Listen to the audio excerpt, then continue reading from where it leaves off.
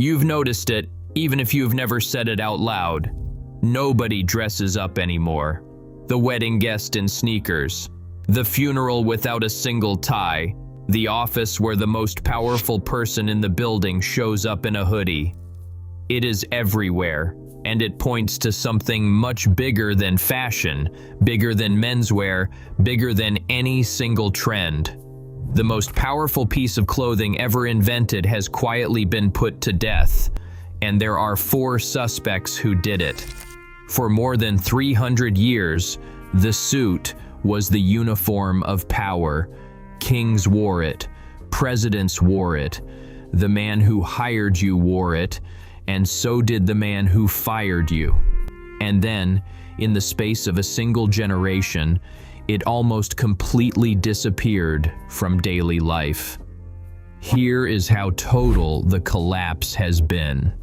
In 2022, Britain's Office for National Statistics quietly removed the men's suit from the basket of goods it uses to measure inflation. Sit with what that actually means.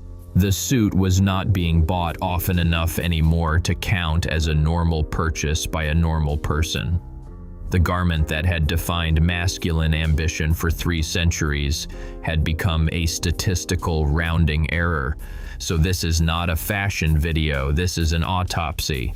We are going to examine the body, line up the suspects, and answer one question: who killed the suit?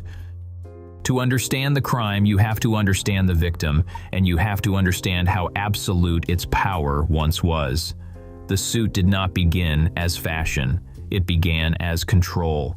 In 1666, King Charles II of England stood up and declared that the men of his court would now wear a long vest, a coat, and breeches, a deliberate, sober uniform designed to look restrained next to the silk-drenched extravagance of the French. The diarist Samuel Pepys actually recorded that decree in his journals, noting the date almost to the hour, which tells you how seismic it felt at the time. That decree is the genetic ancestor of every suit hanging in your closet right now. The 3-piece, the original power move. A century and a half later, a single Englishman finished the job. His name was Beau Brummel, and he did something radical.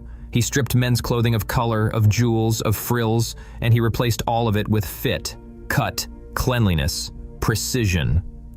What historians of fashion now call the Great Male Renunciation, the wholesale rejection of ornament in favor of austere tailoring, runs directly through everything Brummel stood for. Brummel's whole idea was that a real gentleman should not shout with his clothes, he should dominate quietly, through perfect tailoring that looked effortless. And that idea did not just survive, it conquered the planet. By the 20th century, the suit was no longer a choice.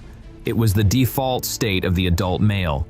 Bankers wore it, factory bosses wore it, and men wore suits to baseball games, to the cinema, to fly across the ocean. There are photographs from the 1950s of construction sites where the foreman is standing in the mud in a full 3-piece. The suit was not just what powerful men wore, it was what men wore to be taken seriously at all. To leave the house without one was to announce that you did not matter. That is the reign we're talking about. 3.5 centuries, near total, across every continent and every class. A garment so dominant that for most of modern history, the question was never whether a man owned a suit, it was how many. And then it died. So let's find out who is responsible. The first suspect didn't look like a killer, it looked like a gift. The story starts in Hawaii in the 1960s with something called Aloha Friday, one day a week when office workers were allowed to swap the stifling business suit for a loose, breathable Hawaiian shirt. Harmless. Tropical. A small mercy in the heat. But ideas travel. And in 1992, a clothing company spotted an opportunity that would change the male wardrobe forever. Levi's, through its Dockers brand, mailed a pamphlet to roughly 25,000 American human resources departments, and it was titled, more or less, A Guide to Casual Business Wear. It told confused managers exactly how to let their employees dress down without sliding into chaos, and conveniently, every single outfit it suggested was built around a pair of khaki Dockers. It was one of the most effective pieces of marketing in fashion history. Companies adopted business casual in waves. Casual Friday spread from one day to two, and then it bled into the entire week. And here's the quiet violence of it. The suit was never banned, it was simply made optional. The moment a uniform becomes optional, it stops being a uniform. The first cut had been made, and most men never even felt the blade. If Casual Friday weakened the suit, the second suspect went for the throat, because the second suspect didn't just offer men an alternative, it rewired what power itself looked like. For 3 centuries, there had been one unbreakable rule. The more powerful you were, the more formal you dressed. The chief executive wore the sharpest suit in the building. That was the entire grammar of status. And then a new kind of powerful man walked onto the stage, and he was wearing a black turtleneck.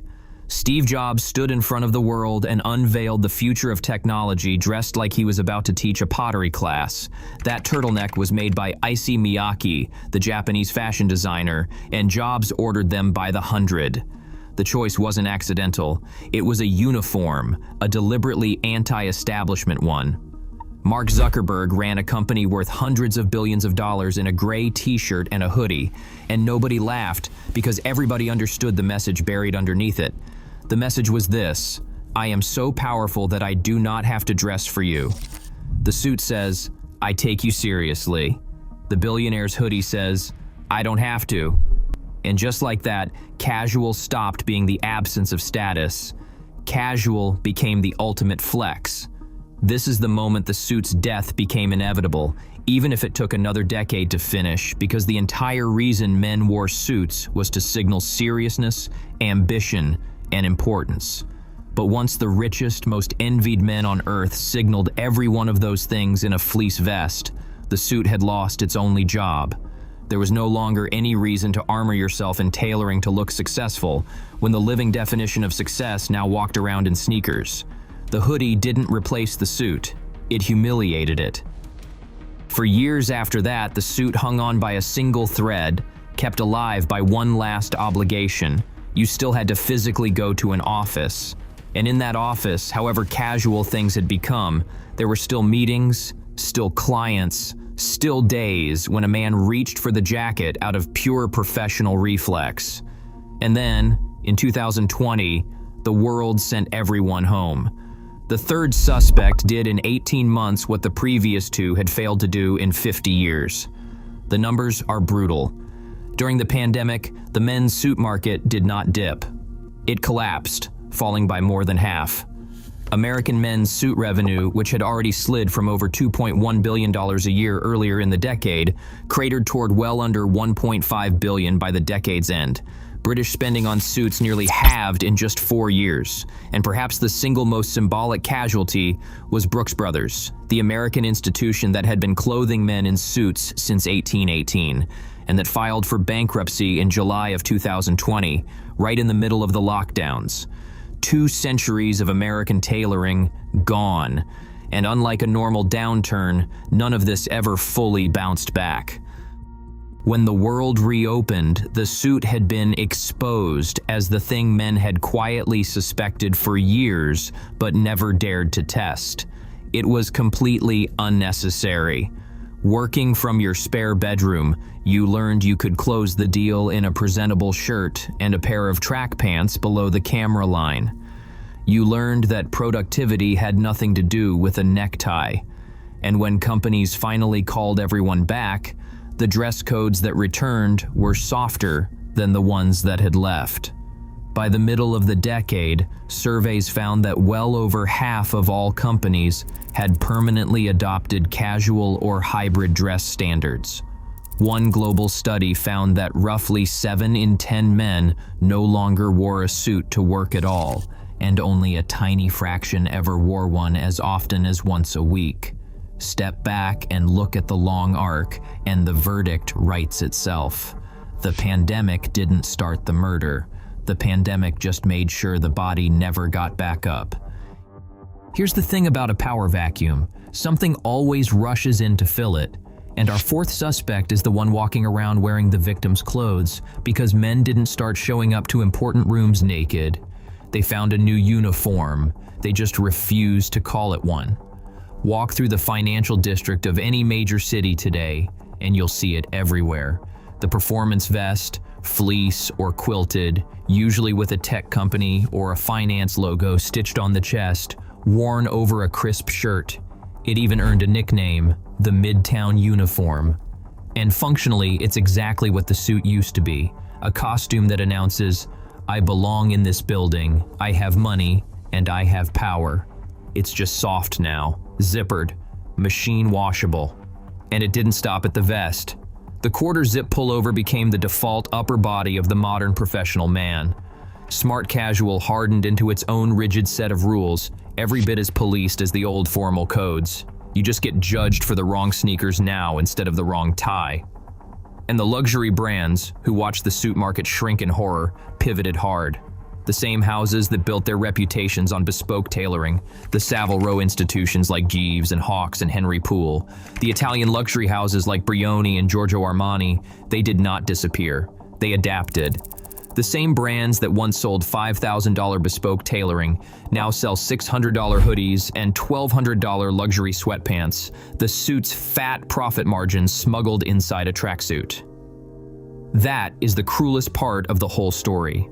The suit was not replaced by freedom or comfort or self-expression. It was replaced by another uniform, one that does the exact same job of separating the important from the invisible while pretending it is not a uniform at all. The dress code did not die, it just went undercover. So there they are. 4 suspects. Casual Friday, which made the suit optional, Silicon Valley, which made it embarrassing, the pandemic, which made it unnecessary, and the new soft uniform, which made it unnecessary and then stole its job. So which one killed the suit? Here's the twist, and it's the only honest answer. None of them did. Because the suit was never really about wool or lapels or tailoring at all. The suit was a language. For 3.5 centuries, it was the agreed-upon way for men to say to one another, "I am serious. I have power. I deserve your respect." The suit didn't have value. It carried value, the way a banknote carries value. It only ever worked because everyone agreed that it did. And the moment the most powerful men on the planet stopped agreeing, the moment status learned to speak through a hoodie and a vest and a quarter zip instead, the suit was left holding a currency that nobody would accept anymore. It wasn't murdered. It was abandoned. Power simply moved out, changed its clothes, and left the suit standing alone in the empty house with the lights still on. The real killer was never a fashion trend. The real killer was the thing the suit was built to serve in the first place. Status. Status outgrew it. Status always migrates to wherever the powerful people go, and the powerful people went casual. But here's what makes this an autopsy and not a eulogy. The suit isn't entirely gone. It survives the way old gods survive, in ritual. We still bury our dead in suits. We still marry in them.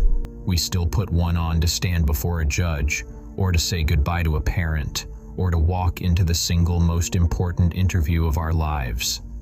We saved the suit for the moments that actually matter, which might just be the most powerful thing it has ever done. And there's a strange final irony here.